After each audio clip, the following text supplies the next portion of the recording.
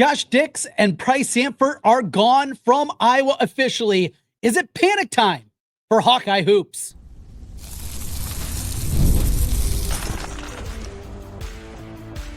You are Locked On Hawkeyes, your daily podcast on the Iowa Hawkeyes. Part of the Locked On Podcast Network, your team every day.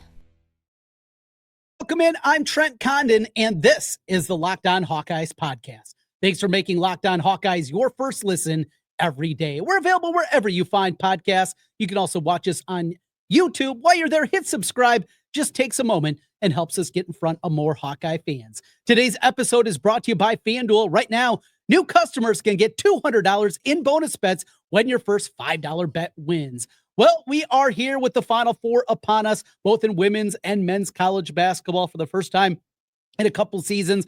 We don't have the Hawkeye ladies playing in the Final Four, which is certainly disappointing, but should be some good games coming up this weekend. Coming up today on the program, we're going to talk about what's happening on the diamond, a couple of big series for the Iowa baseball team and the Iowa softball team. Baseball team in first place in the Big Ten. The women on the softball side trying to build an NCAA tournament resume, and they'll have an opportunity against a top 25 ranked Nebraska team coming up this weekend over at Pearl Field. We will talk about that. Tom Kakert is going to join us from HawkeyeReport.com. We'll get Tom Kakert's thoughts on everything going on with the transfer portal. And of course, we begin today with the big news. As it became official, Josh Dix and Pryce Sandfort both will be getting their mail in Nebraska. For Josh Dix, of the three guys that McCollum was trying to bring back in the biggest way, Cooper Koch, Josh Dix, and Pryce Sandfort, I think we had two pretty wide open swaths here. You had the one part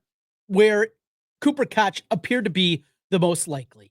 Bloodlines, dad JR, obviously, that played for the Hawkeyes. He was on the last team that made a Sweet 16 25 years ago, 26 years ago now. Oh boy, as the years just keep stacking up. But the bloodlines, the connection, that was the one that made the most sense. And he was the quickest to make his decision that he was going to come back to Iowa. Josh Dix and the money that was involved for his services, they were absolutely crazy. And you hear some of the terms of the numbers that are being thrown out there, 1.5, over $2 million, whatever the figure is, it's a lot of money. Iowa put together a competitive offer. I think Iowa also gave him a lot to think about, but ultimately the pull of being close to home, playing at Creighton and playing within 10 miles of your home, I think said a lot. Of course, his mom has gone through some health issues, so there was a lot there. And you go back to last spring, there was a lot of buzz, and I had a few people tell me that there was a real possibility that they thought he was going to end up at Creighton a year ago. That obviously didn't come to fruition, so this one shouldn't come as a surprise. Now, it was a surprise after some of the things that we heard, and they were just rumors and rumblings, but about Owen Freeman after he committed to the Blue Jays, that maybe Josh Dix didn't want to end up there because of Josh Dix, along with Peyton Sandfort, playing through injury a year ago, and Owen Freeman going under the knife for a finger injury. They're going to play together, and they'll have to mend some fences if there was actually anything to those rumors. Who knows the validity, but it was certainly something that was out there. So you have those components. And then in the middle was Pryce Sandfort. And this is the one out of the three I felt the most conflicted, the most back and forth, and I think heard the most different kind of things in his recruitment. Going back to Tuesday, he's going to go to Nebraska. Now, crystal balls are being put in, all the projections that are out there, that was all there. And then we go back the other way, and you had, he's coming home, no, he's going here, he's going there. Now, ultimately, it proves to be Nebraska. But Illinois was involved. There were some other programs. The crazy thing is with Pryce Sandfort, coming into this basketball season, I wasn't sure where he fit. Now, from what we saw during his freshman campaign, I thought there was some disappointment. I mentioned he had a more well-rounded game at the high school level when I called his games than Peyton did. And that freshman year left some questions. And then they're bringing in all these small forwards and types that played the same kind of position. Now, injuries also, I think, helped out Pryce Sandfort this year. In the Cooper Koch injury, you wonder, certainly Pryce wouldn't be getting the same amount of minutes that he did in the back half of the season. Worked out well for him. But I've seen a lot of this, and I don't want to have people take this as sour grapes, but it is reality. Oh, this will be perfect. He's going to a place, Pryce Sandfort at Nebraska, that is perfect with Fred Hoiberg and Fred Hoiberg's system. This is going to be great for him because Fred's such a great offensive coach. Well, pump the brakes on that one. Pump the brakes on Fred Hoiberg as this great offensive coach, because if you look at him and his teams now over the last 6 years at Nebraska, it doesn't paint the picture of a great offensive coach. This year, they were 65th in the country in adjusted offensive efficiency. That's good, but it's not elite. Their high water mark was a year before that when they were 32nd, the only year they made the NCAA tournament in his 6 seasons. His other years, 149th, 117th, 179th, 190th from Fred Hoiberg. So that's what you're getting as an offensive coach. Had good ones at Iowa State. I get that. But slow down on this being some kind of perfect fit. On top of it, Fred Hoiberg is going to be in the hot seat. Regardless of what happens in Vegas, and if they win the Crown tournament out there, he goes into year 7 on the hot seat. One NCAA tournament, no wins, because Nebraska's never had a win in the NCAA tournament. The pressure is going to be on, and you look at that roster for next season, you look at who's moving on, who's departing, the guys that have had some incredible seasons, Bryce Williams, Juwan Gary, and the guys that they lose, they got work to do in the portal. And it's going to have to be a whole heck of a lot more than Pryce Sandfort if he's going to save his job.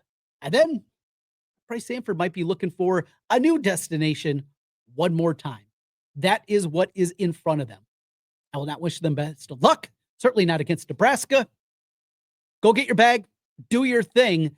So this leads back to Iowa. And now Ben McCollum and company having to go back to the drawing board. The timing is good. And as we hit the dead period now in college basketball, in recruiting, it's a dead period. Now you can still make contact. The dead period is a little bit of a misnomer. We'll talk about that more with Tom Kakert, who is deep into the game of recruiting. But you can still make contact with these guys. You can still set up visits. And in fact, next weekend, the weekend of April 11th, visits are back on. You can have guys on campus coming in, official, unofficial visits. That can all be happening starting next week. So you're back to the drawing board on that front too. Now you got to figure out what you got to do. The current roster construction. You got the Drake guys coming in, the 5 guys coming in that we anticipate. Isaiah Howard has committed. Cam Monwu has committed. Cale Combs committed. And of course, the biggest one of the best players in the country, Bennett Sturtz. Forget how good this dude is, has committed. And we're waiting for one more. That's Tavion Banks, 6'7" wing guy. You need more shooting, though. You look at this group of guys, and outside of Sturtz, it's not a great shooting group. I think Isaiah Howard can get there. Just a freshman. And all of those guys, likely outside of Manuel, who might be your starting power forward, you still need a center, and you need more shooting. Ben McCollum's talked about the shooting component. And he had teams at Northwest Missouri State that everybody on the floor, all 5 players, all 5 positions, were guys that shot over 40% from 3 during the course of the season. That is a component. They need more shooting. And this group, again, outside of Bennett Sturtz, doesn't have a ton of shooting. You need a 2-guard, a combo guard, whatever it is, you need more shooting. Cooper Koch, that guy's going to be able to shoot the ball well. You have that. And a big. And it doesn't have to be a 3-point shooting big, but there is a big. The kid from Portland's been talked about a lot. That's a potential fit. Aussie coming in, if Iowa can get a visit out of him. His final 5, though, there's some heavy heads that they're going to be going up against. That's where we sit right now, though, in the transfer portal. I get it. Disappointing day, certainly for Iowa. If you thought the Dix or Sandfort, I still think there was a better chance of Sandfort coming back, but it didn't happen. So now the coaching staff, they move on. We have to believe in our coaches. You're excited about the hire. You're excited what they're able to do. If you just look at it as all they did is bring in 5 Drake guys, it's not over yet. Portal's not closed. Work really begins now in order to shape this roster. When you have a player like Bennett Sturtz coming in, what you're building now is to be a tournament team in year number 1. You can do that with that skill, but you need a lot more help. That is now the job for Ben McCollum and company. We'll dive a little bit deeper into this as we're joined by Tom Kakert from HawkeyeReport.com. He joins us as we continue on the Locked On Hawkeyes podcast. Well, daylight savings snuck up on us again, and if you're still feeling that lost hour of sleep, 5-Hour Energy has your back. The extra sunshine means more time for fun, but sometimes You just need a little boost to power through. Whether you're staying up late watching the tournament, squeezing in a round of golf after work, or just trying to keep up with your busy day and lifestyle, 5 Hour Energy gives you that quick, refreshing pick-me-up whenever you need it. Coming up this weekend, I'm making my way over to Iowa City, have a softball tournament for my daughter. I know I got to have a couple of 5 Hour Energies ready to go. If you're staying up late watching games, I'll be watching the women's Final Four tonight. 5 Hour Energy helps you get going the next day. And when I'm at a game or traveling, 5 Hour Energy, it's easy to grab and keeps you feeling refreshed. You can find it in so many different places. Head to 5hourenergy.com where you can find over 15 flavors to choose from, including watermelon, peach mango, and I love this one, blue raspberry. Delicious. You can even build your own 12-pack or 24-pack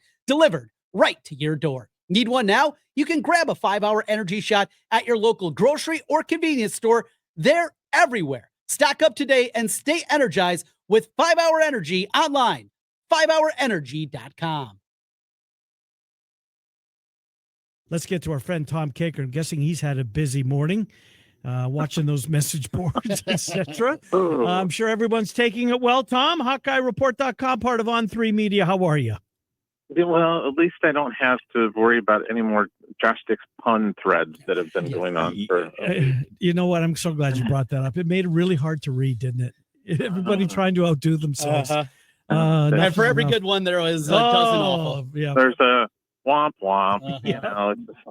You know, you missed the mark. But anyway, I think we're done with those. The Pryce Sandfort thing going to Nebraska. Yeah. So what we expected.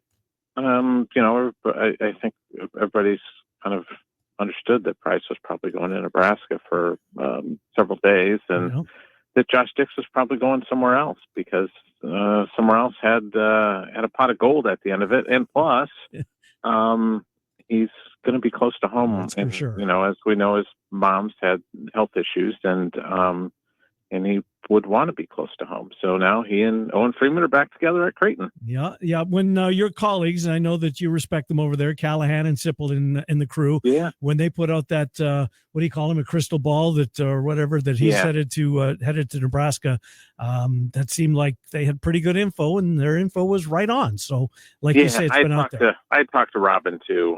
Robin Washit, is that how you say his name? Yep. Robin and I are good friends, and we'd been talking, so just kind of hearing the same things, that he was probably headed to Nebraska. So now Iowa turns the page and Ben McCollum gets to work. We got the Drake guys coming in. Of course, Bennett Sturt's the headliner. And I think at times we need to pause and reflect on that. They got the number 1 or number 2 player in the whole portal that's been in there at this point. And I think there's so many people that have just glossed over that fact. When you talk to people, industry people that know basketball and know how things very well could translate, what have you heard about Sturt's making this move to the Big Ten in Iowa? Yeah, when they moved up in competition, when they played against, the high major programs, they did pretty well. Yep. They really did. I mean, they beat K-State, they beat Mizzou. I mean, they've beaten Big 12 and Vanderbilt, Florida State. Yeah. I mean, they've beaten some high major programs. So I think this is the ultimate test. And it's probably one of those things where, as a coach, I'm sure McCollum just looks at it and says, look, we took this kind of D2 players and we moved them up a level to Drake, and we won 30 games. I'm going to bring a bunch of these guys along with me and see if we can do it again. And I don't know. We're going to find out if this grand experiment is going to work, where you just keep bringing these guys up. But it's I'm not going to just say it won't work. I'm going to be really interested. It's a great case study, and if this system is just something that's going to be able to work at all the levels. Have you been able to glean anything from perhaps some of McCollum's next targets, if you will? Trent thinks they need a 5. I agree. Needed 2, another shooting guard. Do you have any names, Tom, that they might be, kicking the tires on? Anything like that out there yet?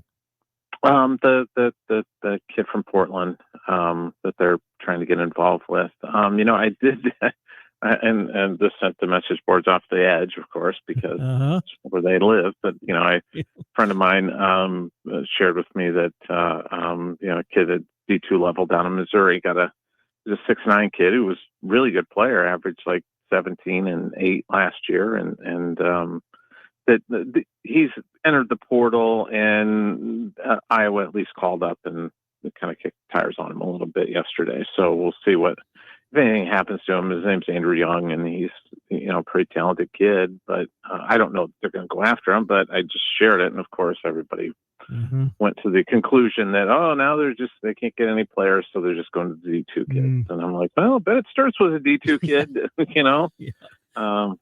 It worked out okay for him. So we'll see. I think this is going to be. I've just kind of told people, and written about it. It's just like it's going to be a work in progress putting this roster together. It's a little bit different doing it at the Iowa level than it was the Drake level.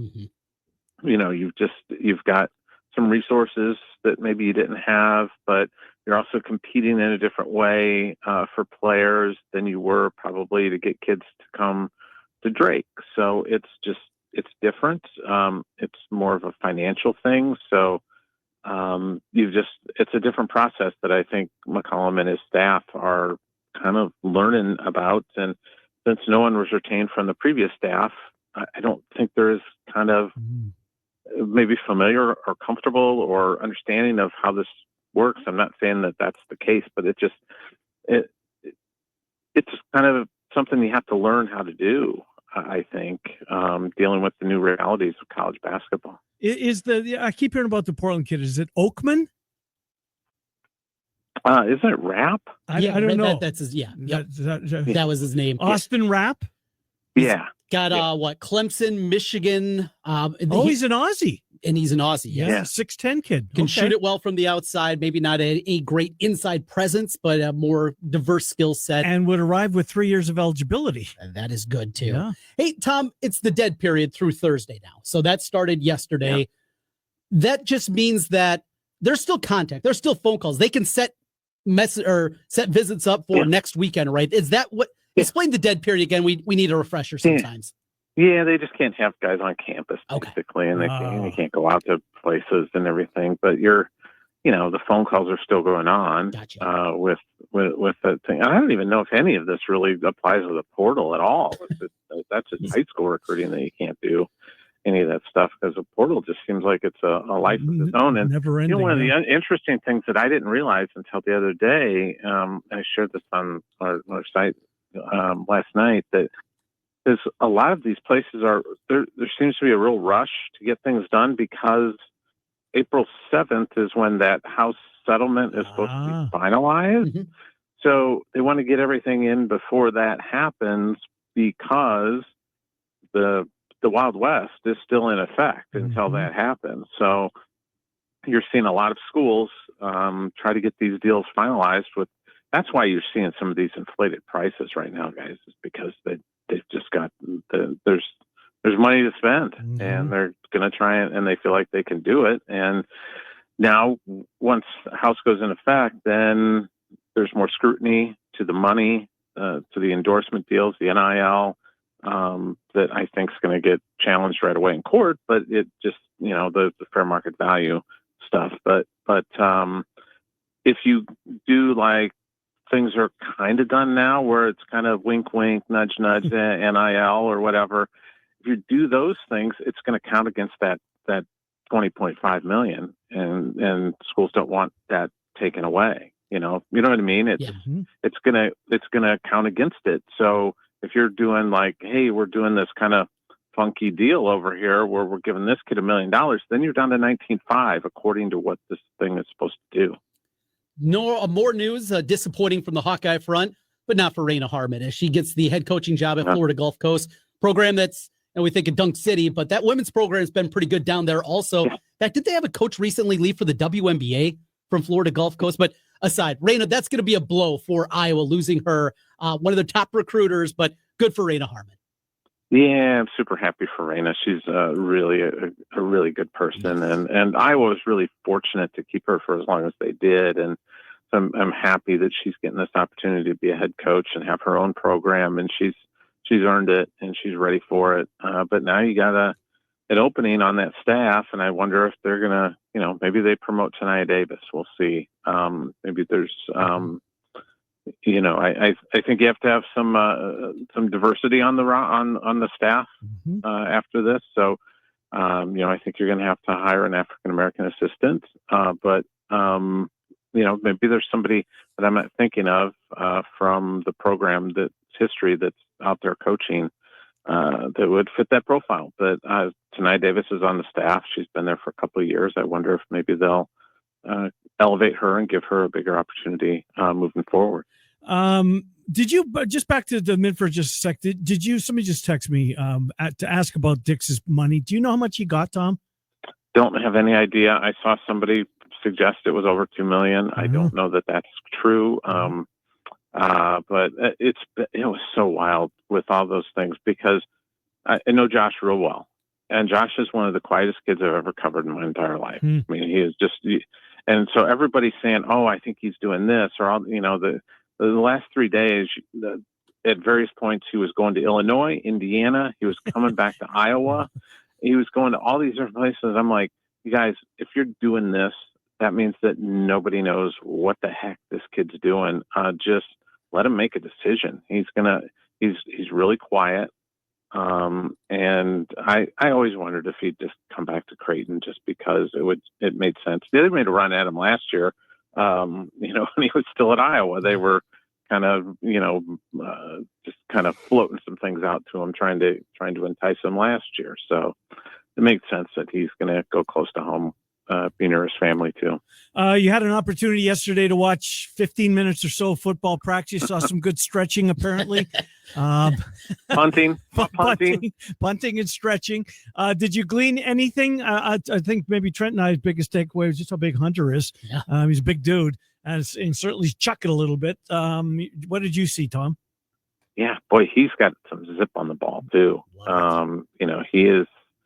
He's pretty impressive. Gronowski, he's probably about 6'2", but boy, he's thick, kind of, right? I wouldn't say stocky, but thick. Yes. Thick is the right word. Yeah, he's just got a sturdy kind of frame to him.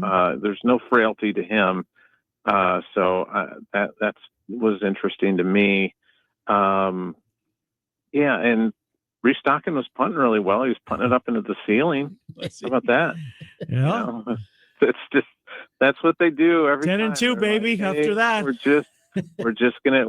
gonna give you 20 minutes, and 5 of it is stretching, and about 13 of it is punting. So here's your starting quarterback dropping back, but that'll be it. But he can't throw, right?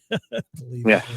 Kirk could never change, right? He's He knows he gave you a little carrot. Yes, absolutely, a little taste, and you continue to chase that carrot down the hall. With that, is it crazy to say that the wide receiver room is deep? I don't know if it's good, but it's at least deep for the first time in maybe a half decade. Yeah, they've got some depth there, and we'll find out if anybody emerges. I kept, one of the things I said yesterday as I'm watching some of those guys kind of do some of those things out there, is like, we see any guys out there that could catch 50 balls in a season, because we haven't seen that in a while. Yeah. I just don't know. Sam Phillips was out there, and he did work at least one rep with the ones. He's diminutive. He's a little small on the small side, and I think it was Brown that actually threw the pass that made its way to X. Yeah. Right. The Brown to Phillips connection. Yes. Yeah. So I'm, maybe he's the guy. Jacob Gill had a nice little catch too. Seth Anderson was out there. It was just, you saw some of the guys that, and you think, boy, there's, and I didn't even mention Reese Vanderzee, but I mean, that's another guy that, maybe he's that guy. But the bottom line, though, I think they've got more weapons for Tim Lester to use this year, and that's probably a good thing.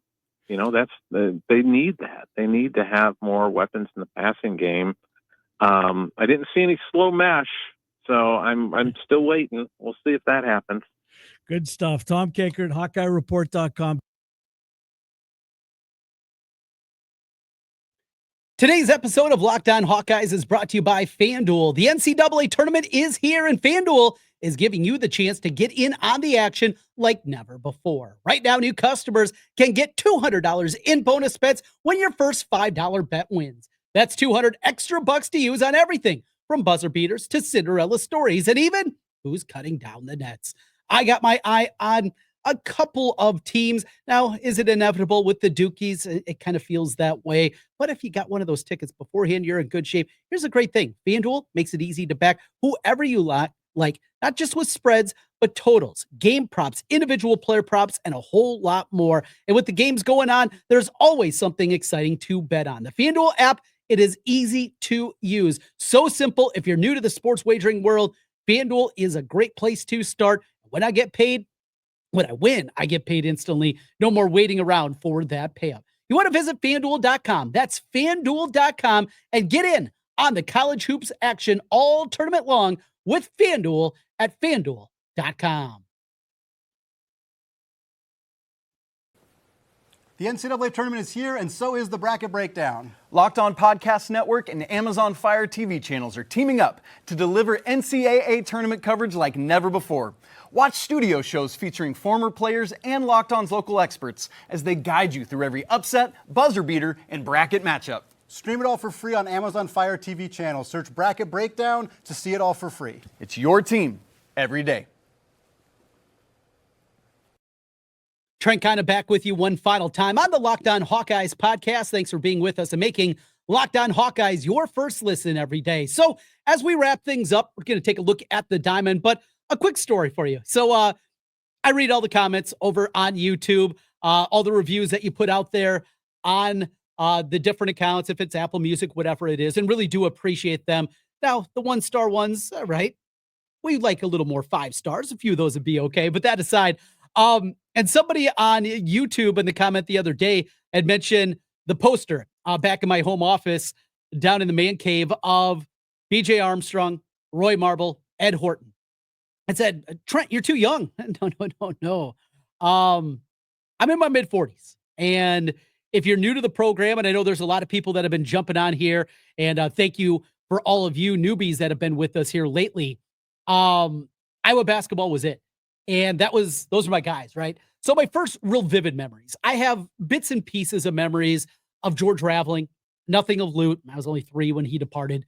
But a little bit of Raveling. More than anything, I just remember my grandpa complaining about his sweatsuit. We've come full circle on that one. That was a long time ago in the mid-'80s. But that was the first season, 86-87, the run to the Elite Eight, that I really remember a ton of that season.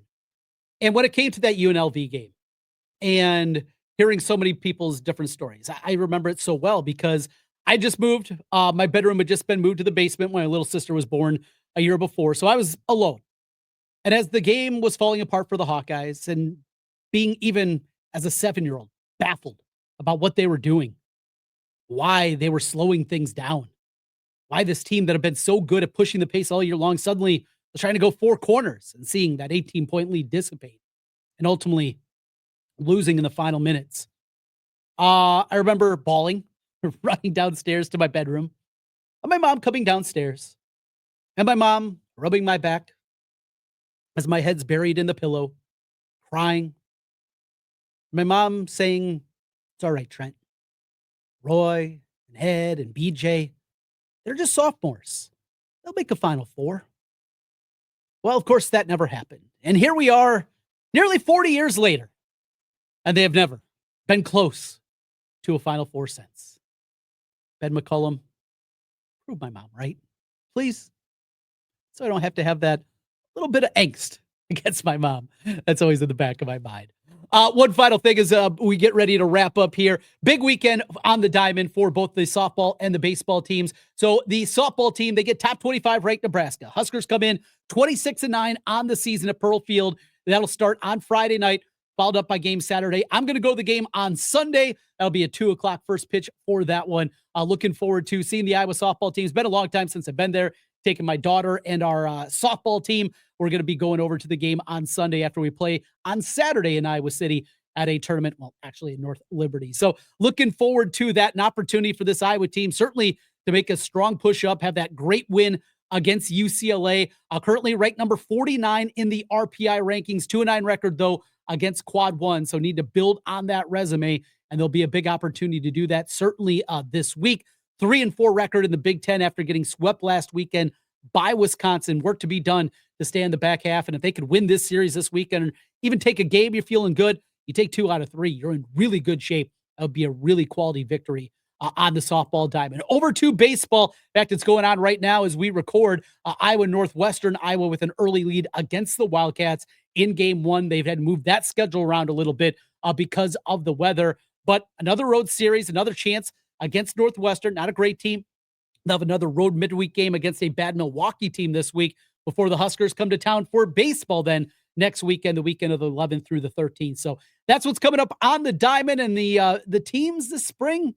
Give us a little something extra to root for. Not a bad thing. We got a lot of football we need to dive into. We're kind of behind in our football conversations because of everything that's been happening, not only with the coaching change, but with the transfer portal. We'll start to get into that a whole lot more next week.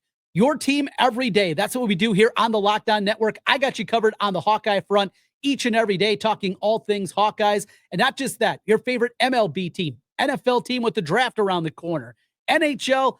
It is all here on the Locked On Network. Plus, Locked On Big Ten for you Big Ten fans. Locked On College Basketball. Isaac and Andy getting you ready for the Final Four. With March wrapping up and into April, they still got you covered with all the madness. You can find Locked On College Basketball and all of our shows on YouTube or wherever you listen to podcasts. Again, hit that subscribe button if you're watching on YouTube. 5-star reviews if you're listening on the audio side. Helps us get in front of more Hawkeye fans. We'll talk to you again on Monday. Until then, go Hawks.